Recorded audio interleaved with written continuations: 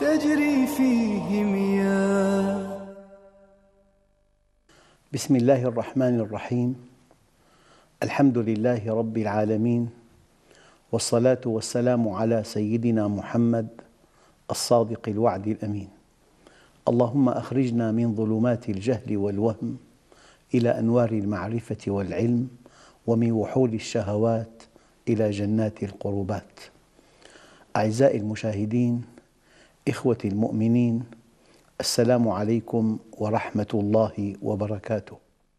ولا زلنا في برنامج قوانين القرآن، والقانون اليوم قانون المعيشة الضنك. سيدنا حذيفة ابن اليمان رضي الله عنه كان يقول: كان الناس يسألون رسول الله صلى الله عليه وسلم عن الخير، وكنت أسأله عن الشر مخافة أن أقع فيه. ولعل اختيار هذا القانون من هذا القبيل. المعيشة الضنك لا يتمناها أحد من بني البشر، بل إن كل الناس تنفر نفوسهم من المعيشة الضنك. حياة الشقاء، حياة القلق، حياة الضياع، حياة السوداوية، حياة التشاؤم، حياة الإحباط، حياة اليأس. المعيشة الضنك لها قانون في القرآن الكريم. ومرة ثانية أيها الإخوة الكرام، حينما تتعامل مع جهة قيادية في الأرض مزاجية، ترضى بلا سبب أو ترضى لسبب تافه، وتغضب بلا سبب أو تغضب لسبب تافه، التعامل مع هذه الجهة القيادية متعب جدا.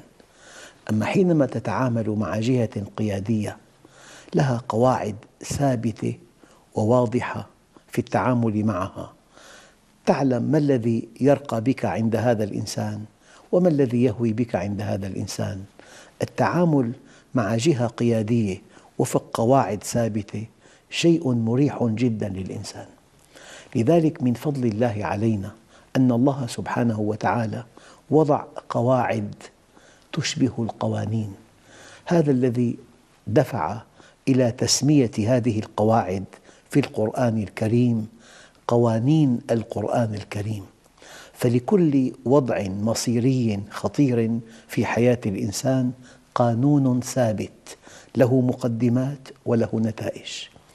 من هذه القوانين قوانين المعيشة الضنك: عيش الشقاء، عيش الضياع، عيش الإحباط، عيش الإخفاق، عيش السوداوية، عيش التطرف، عيش الانهيار.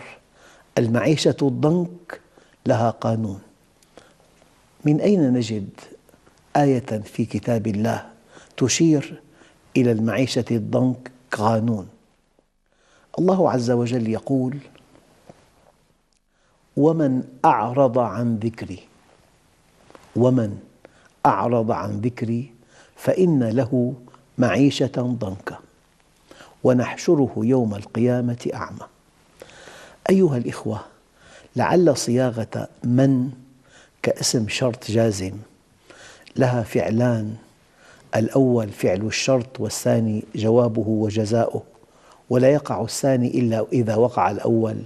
هذه الصياغة في اللغة العربية تشير إلى القانون، وكأنه قانون مضطرد يقع في كل زمان ومكان. ومن أعرض عن ذكري فإن له معيشة ضنكا.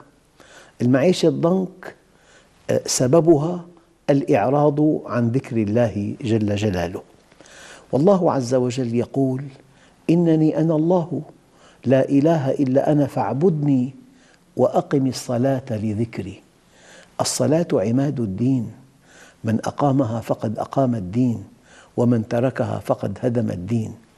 أيها الإخوة الأحباب، وأقم الصلاة لذكري. لذلك يقول الله عز وجل: ألا بذكر الله تطمئن القلوب. تسعد القلوب، تطمئن، تشعر بالراحة، تشعر بالسكينة، تشعر بالتفاؤل، تشعر بحفظ الله، بتأييد الله، بنصر الله، بتوفيق الله. كل هذه المشاعر المسعدة التي هي سبب النجاح في الحياة بسبب الاتصال بالله عز وجل. أيها الإخوة الكرام، حينما قال الله عز وجل: وأقم الصلاة لذكري، أقم الصلاة لذكري، وفي آية أخرى: أقم الصلاة إن الصلاة تنهى عن الفحشاء والمنكر ولذكر الله أكبر. ولذكر الله أكبر إشارة إلى أن أكبر ما في الصلاة ذكر الله. هذا رأي بعض المفسرين، ولكن هناك مفسرون آخرون لهم اجتهاد في فهم هذه الآية، لهم اجتهاد في فهم هذه الآية. أقم الصلاة وأقم الصلاة إن الصلاة تنهى عن الفحشاء والمنكر ولذكر الله أكبر. قال هؤلاء العلماء: